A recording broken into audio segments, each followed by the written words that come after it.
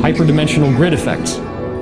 The first place that we go to understand how all these ley lines connect together around the world is we got to find where all the weirdest stuff happens on the planet.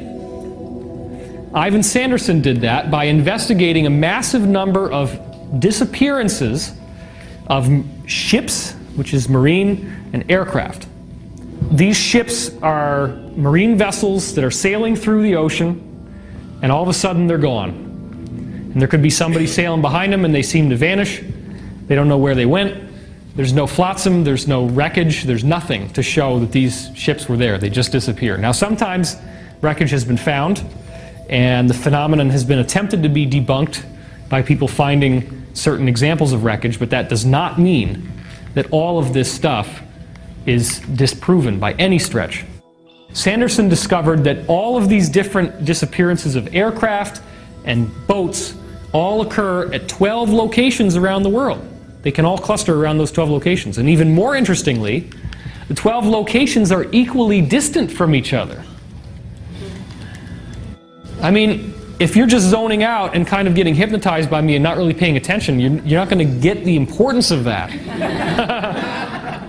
Not that I'm hypnotic at all. But equally distant from each other, what does that mean? That's like a guitar string. When you pluck a guitar string, all of the points in which the string is vibrating like this, in between 2 points, it doesn't really move, and that's called a node. The nodes are always equally distant. That's a product of vibration. So if you have a string vibrating and it creates 5 nodes, those nodes stay the same, and the string is going up and down around the node like this. So what we're seeing is that the Earth's energy has these 12 spots where it's pulsating in and out like this, but on those 12 spots it's not moving. And what you're seeing is a gateway between dimensions that forms at those spots, which are geometric in nature.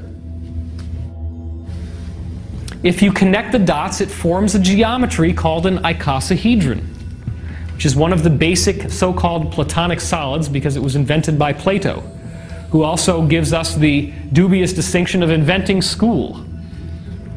So if you want to blame somebody for why you had to go through all those years of school, you can blame Plato.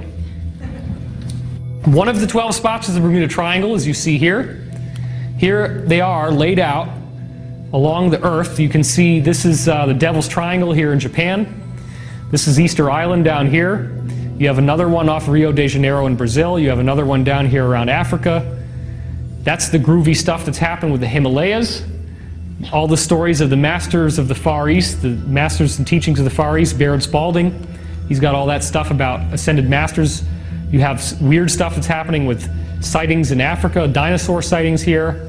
This is another disappearance spot. Most of the rest of them, as you can see, are in the ocean.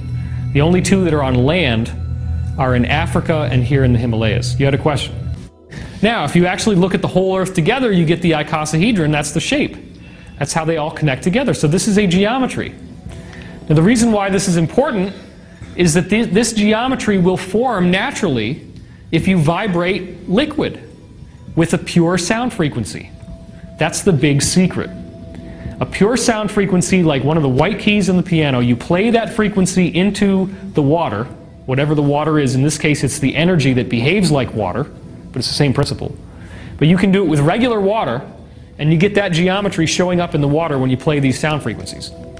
So that's the basis of it. It's basically just geometry. It's a vibration. Geometry is vibration as a crystal. So these 3 Russian scientists, and everybody laughs when I say their names for whatever reason, Goncharov, Morozov, and Makarov. I don't know why that's funny, but okay, if y'all want to laugh, you can laugh. Found that over 4,000 sites fit on the global grid.